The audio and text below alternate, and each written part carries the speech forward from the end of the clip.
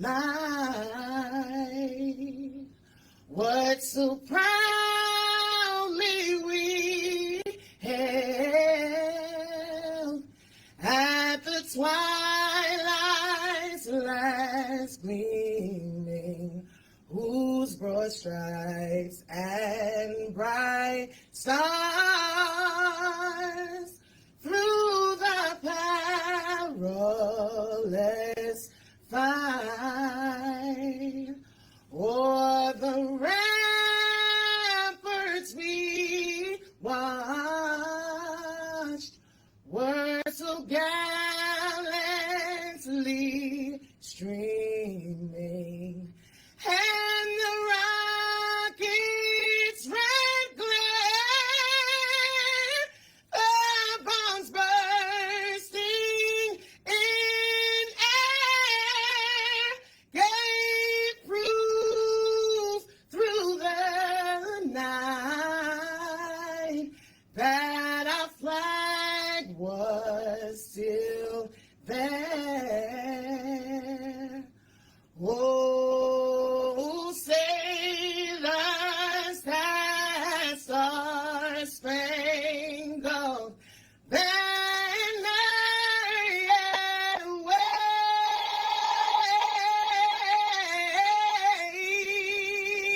wave for the land of the free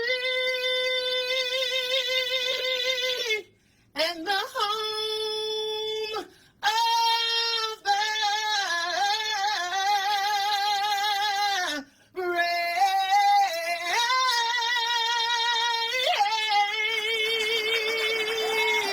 Thank you. Let us retire the colors. Colors, you can retire. Order, march. Carry, colors. Right, face. Forward.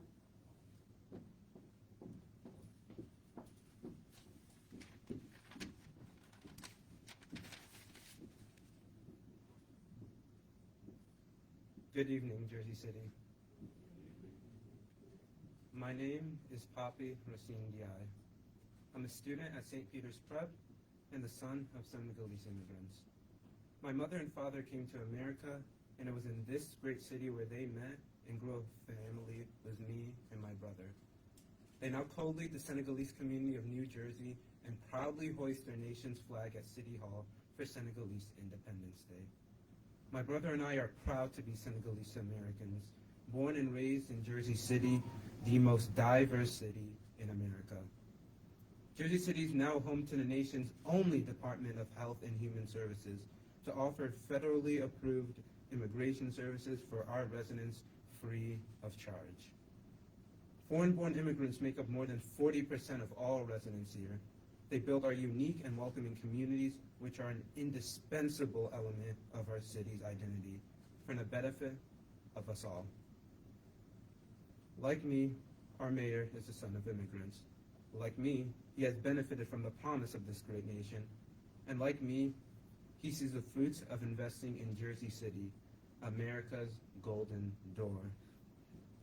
Our mayor has a vision for this great city that lifts us, all neighborhoods, all generations, all ethnic backgrounds, all religions, all walks of life, all those who call Jersey City home. Our mayor believes in people like me, and he believes in people like you. And without further ado, please give a warm and enthusiastic welcome to Jersey City's mayor, our mayor, Stephen Michael Fulop.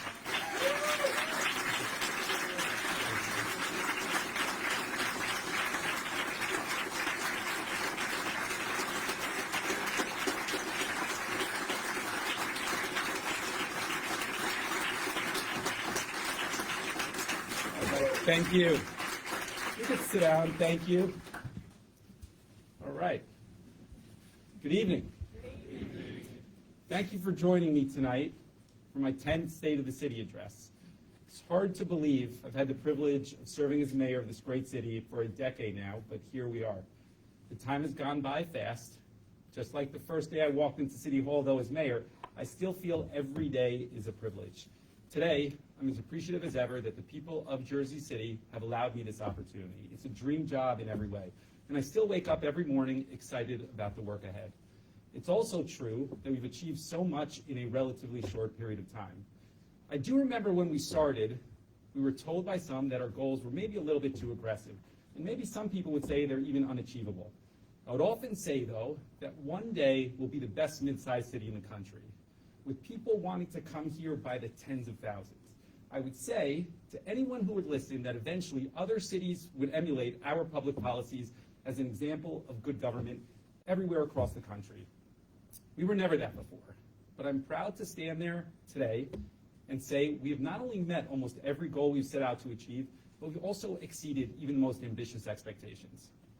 The facts speak to not only the incredible improvements we've achieved, but beyond the statistics, you can drive, you can bike, you can walk around the city and visibly see firsthand the changes that have occurred under our watch. Today, we stand as the economic engine of New Jersey. We're building schools despite limited money from the state. We're solving transportation issues despite the challenges around funding. We're investing more in people than at any point in our history. Plainly speaking, we're confronting the hard challenges and we're solving them. A few weeks ago, a reporter asked me, what is the most important political advice I've ever received? I turned around and I said the most important advice I ever got was probably also the worst advice. I remember the moment clearly. On Election Day in 2013, as we waited for the results to come in, someone candidly offered advice and said to me, hey, to get reelected, all you have to do is one thing, just avoid controversy. And I should be mindful that anytime I try to do something, anything that changes the status quo, there's always some sort of controversy that follows. He said, just tread carefully, keep things as they are, don't rock the boat. I'm actually proud that we've done the exact opposite. And at times I feel like I'm even capable of pushing maybe a little bit too much with big ideas, but we've been able as an administration to dream big ideas, and I really feel like we've tried to be bold enough to push them forward. Because to me, that's what leadership is about. Every day for the last 10 years, that's how I view my responsibilities. Let's think big, because that is what our city and our residents deserve. So before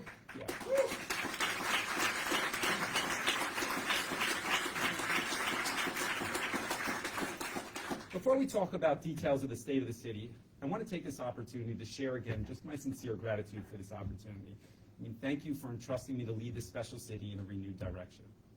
So I said earlier that Jersey City has become the economic backbone of the state, with economic growth, housing development, attracting businesses large and small, and ultimately accruing tax revenue that alleviates the financial burdens of Jersey City, but also of the entire state of New Jersey. I want to put that into perspective a little bit. So let's start with, since 2013, there's over 17,000 units have been approved by planning and zoning boards here in Jersey City. So a big number. During that same time, over 15,000 residential certificate of occupancies were also approved. Additionally, between new development and expanding property values, this year we are collecting more than $1 billion additional in property tax revenues from when we started. In fact, during my administration, our property market values have jumped over $20 billion in 10 years here in Jersey City. So all of this points to the fact that our local economy has proven to be resilient, it's proven to be strong, and we are a city where people can feel confident they can invest. Over the last 10 years as mayor, we've introduced 7 budgets with no tax increases on the municipal side, as I've been exceptionally mindful of your finances. But it's not lost on me that last year was a difficult year with a large tax increase on the heels of COVID. And I wish we could have avoided it. The reality is the pandemic did create havoc on our budget. This year, despite national inflation of 6% and unprecedented cost increases for goods and services, we'll introduce a budget with only a 2% increase in your taxes, and that equates to about $7 a month on the average house. We're getting back to the basics of financial stability and delivering a tax bill that is well below the rate of inflation. With all the financial hardships that residents are dealing with on a personal level, we don't want to add to that burden with a large tax increase. Importantly, though, A livable city is not only mindful of your personal finances from a tax standpoint, but it's also focused on affordability. Jersey City has punched above our weight with the state's affordability challenges, despite the fact that our neighbors aren't building nearly enough housing in their cities, and that puts pricing pressure on cities like us. Beyond market rate housing that I mentioned earlier, we have taken aggressive steps to move forward on affordable housing more than anywhere else in New Jersey. Our actions that this City Council have done will lay the foundation for future generations to grow their families here in Jersey City.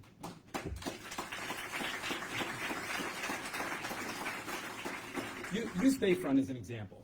If the Bayfront redevelopment had proceeded under the original plans, only 5% of the 8,000 units slated for that site would have been affordable for low and middle income families. However, I saw an opportunity along with the City Council, and we've increased the affordable housing requirement exponentially. And plainly speaking, what that means is we've increased the number of affordable units to the site from 400 to 2,800 affordable units when it's finished. It's a big number. And beyond Bayfront, you tell me, what other city do you know that is finding ways to acquire and expand new public housing in their city? I can tell you Jersey City is. Despite public housing shortages nationwide, Jersey City is actually adding to our public housing inventory. For the first time in 40 years, we recently acquired a new building that will transform into 100% affordable housing in partnership with the Jersey City Housing Authority. Also with the Housing Authority, just last month, we announced ambitious plans to redevelop Holland Gardens into a model mixed-income community. The project not only preserves all 192 existing affordable units, the right of return for the existing current residents, but we're also expanding affordability by adding more units set aside for seniors and affordable housing units set aside for family ownership. As another point, as I stand here with all of you tonight, we are merely steps away from the Division of Affordable Housing, which we established in 2019 to help more residents get the help that they need to find an affordable house or place to live with their families.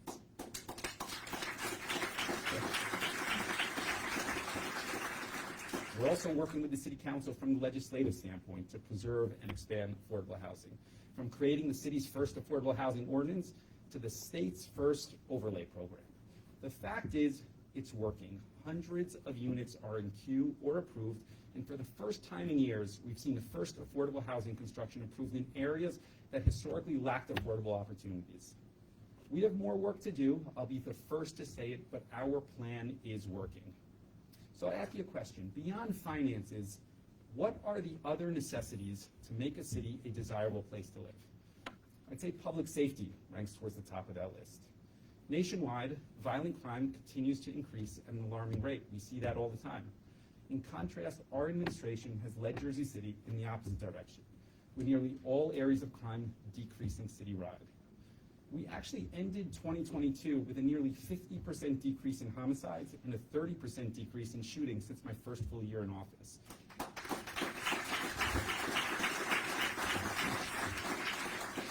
We're on track for even better results in 2023. Of the nearly 800 police officers, 800 that I've hired since I became mayor, 3 out of every 4 are minorities. And this is a direct result of our ongoing diversity recruitment efforts, which also have grown the police department to the largest size it has been in decades. I am a firm believer that the police department should reflect the city it serves, and in Jersey City, we are doing just that. Since day one of my tenure, my commitment has never wavered to enhance the police department by both quantity and, more importantly, in quality.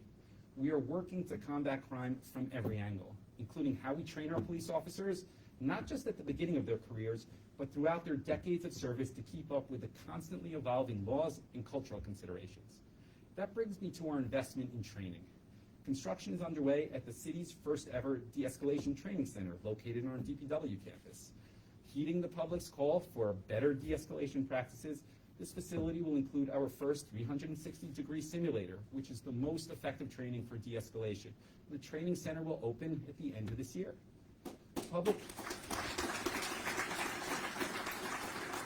Public safety, though, also entails fire safety. We've come a long way since inheriting a fire department where multiple firehouses were inoperable every day due to understaffing. For the first time in 85 years, This past summer, we created 2 brand new companies within our fire department, the high-rise unit and the rapid intervention crew, expanding from 26 to 28 companies operating every single day. Just a few months ago, I had the honor of promoting the fire department's first female deputy chief, also making her New Jersey's highest-ranking professional female firefighter in the entire state. I think she's actually here today.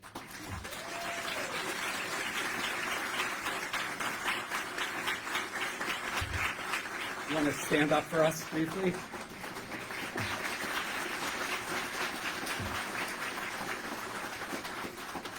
You were also awarded the top 1% of fire protection nationwide for the first time. Clearly, we are moving in a positive direction. Uniform public safety has been an undeniable investment we've made. The benefits show, but public safety is more than just police and fire.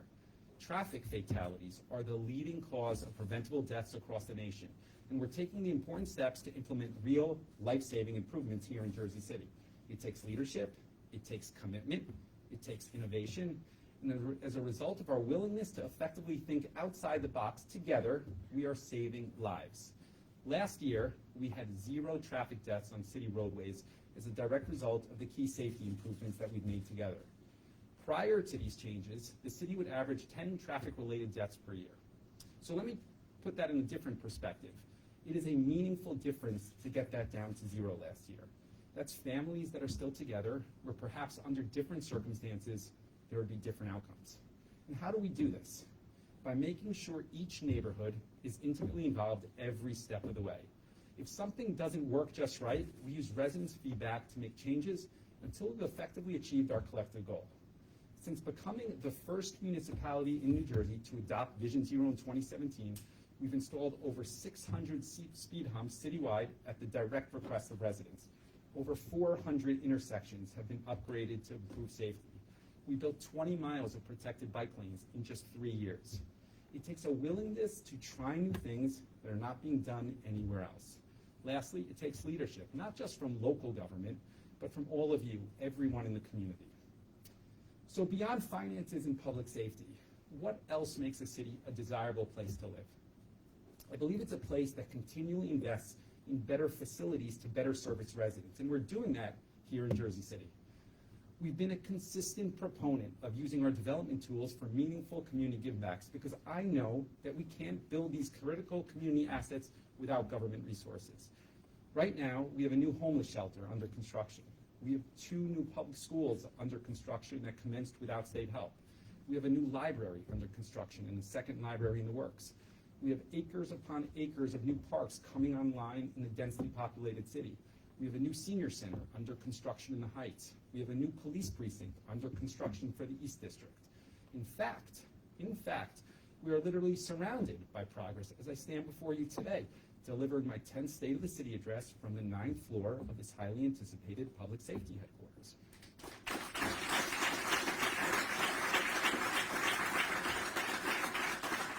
We're taking the public safety buildings that were located throughout the city and consolidating them under one roof, right here. And by doing so, we're saving taxpayer dollars, we're streamlining public services, we're creating a 24/7 police presence, and ultimately reinvigorating the area to boost the local economy.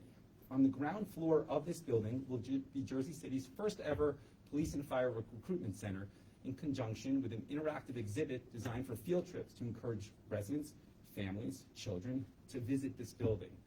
We want the whole community to be part of celebrating this historic achievement when we officially open this next week, and we hope you'll all be there for that. The public safety headquarters is the 4th and final building to complete the Jackson Square City Hall Annex. When I took office, I knew we could do better by Word F. So in 2015, we launched the municipal complex vision to revitalize the area with the largest public investment in decades. It would bring public-facing city services to one place on the south side of the city, right here. It would be near mass transit and easily accessible to everyone, and it would bring thousands of jobs to an area in need of the investment. Today, I can confidently say that is exactly what it has achieved.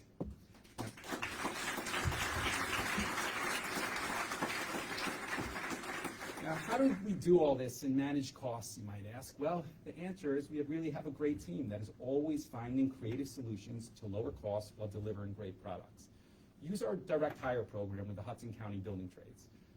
For years, the Hudson County Building Trades have been advocating for a direct hire program where we hire union labor direct from the union halls and cut out the general contractor. It sounds good in practice, but no city in New Jersey ever really tried it successfully. Enter Jersey City.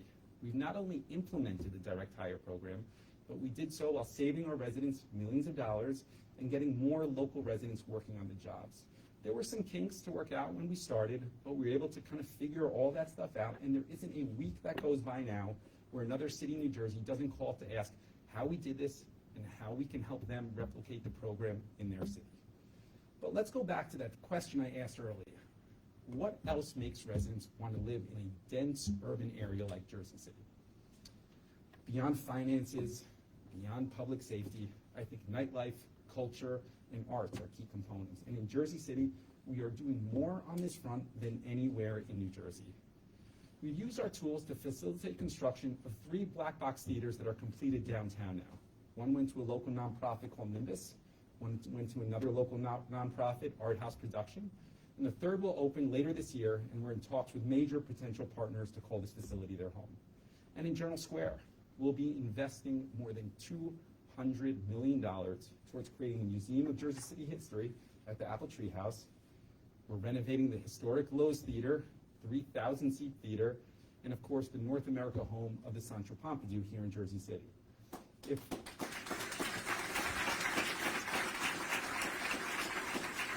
If I had told you 10 years ago that one of the most important museums and cultural institutions in the world would have locations in Paris, Brussels, Seoul, Korea, Saudi Arabia, and their only North American location would be in Journal Square in Jersey City, would you have believed me? Well, it's happening. And with a target date of opening in early 2026, Journal Square will be home to a cultural center that showcases Picasso's, Chagall's, and also, more importantly, invests in the community programming and, most importantly, youth development. For our local artists that are here, we've also created mechanisms to support our arts and culture for the short term and the long term. The Arts and Culture Trust Fund that you, the voters, overwhelmingly approved has become yet another success story where we were the first in New Jersey to implement it. And now large cities from across the country are reaching out for direction on how they too can replicate it.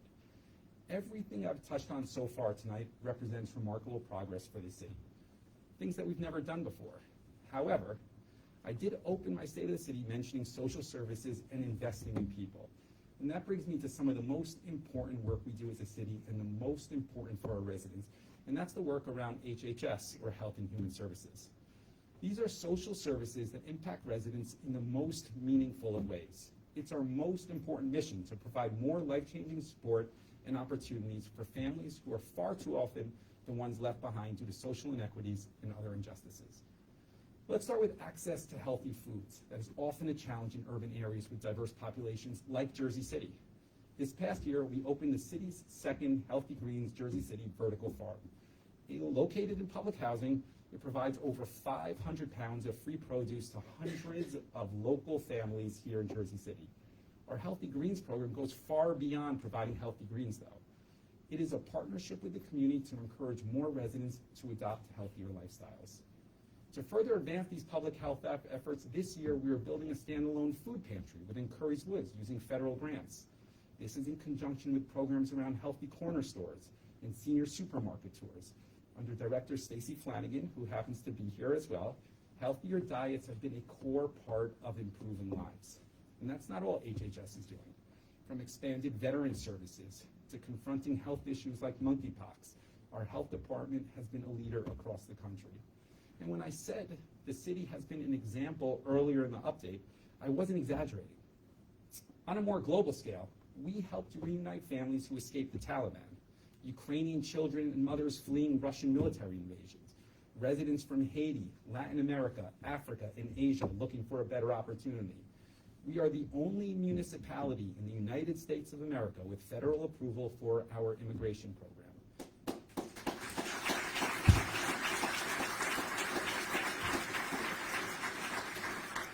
Jersey City has set a national precedent for helping immigrants navigate the corridors of the immigration system and accessing life-saving services.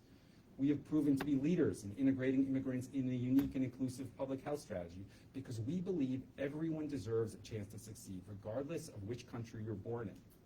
Jersey City is a welcoming city, a place that provides endless opportunities for everyone, the same opportunities that you and I have had.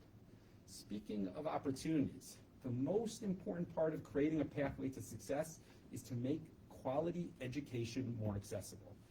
Despite financial challenges statewide, we found ways to build several new schools, creating thousands of new seats to alleviate overcrowding and provide the quality education all 30,000 Jersey City students deserve.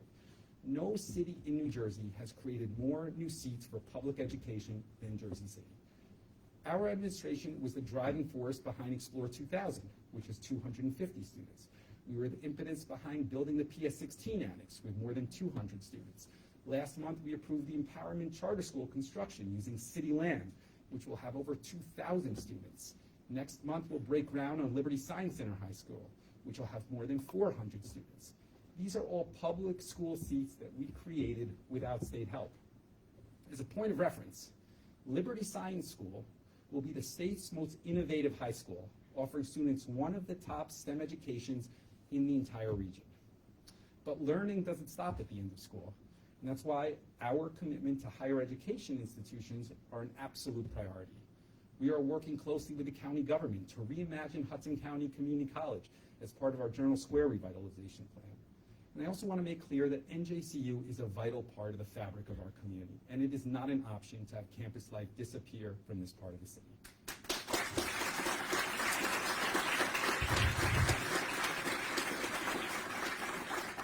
We've been working closely with Senator Stack to secure the necessary funds here, but at the same time, I will say I do agree with Governor Murphy that accountability is important, and it would be absolutely irresponsible to give a blank check of taxpayer money for an institution that doesn't yet have the necessary guardrails in place to protect it around leadership. And the sooner that those conversations can complete, I am sure the sooner that we can move forward on the funding situation. We all agree the college campus provides indispensable opportunities to families here in Hudson County, and we are committed to keeping that here.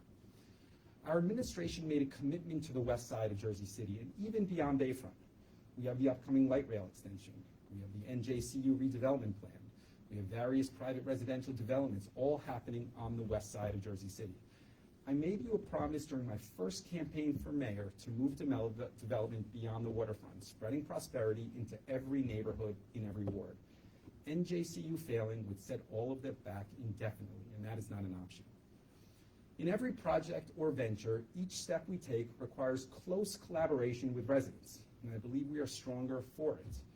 None of this progress would be possible without the incredible team of department directors that I've been lucky enough to work with during my tenure. To bring these ambitious plans to reality can often take years of unrelenting dedication, but this city has never had a more solid team behind it.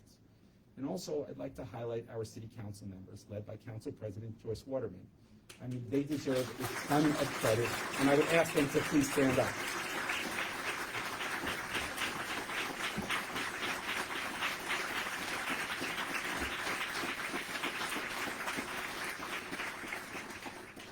Thank you to each of our 9 council members for helping to lead our communities and advocating for the needs of our neighborhoods. We have a lot of truly incredible development happening in every corner of the city, and I've just touched on a small part of it. Over the past 10 years, we've laid the groundwork for many impactful projects, and my job as mayor is to see them through to completion. While I've made it known that I won't be seeking re-election in 2025, I have complete confidence that the foundation we've worked so hard to build during my term will allow for new leaders to come in and continue to move Jersey City forward. You would be hard-pressed to find another city that is making this kind of progress, and there will be no slowing down over the next 2 years. This much I promise. Thank you for coming out tonight, and have a great night.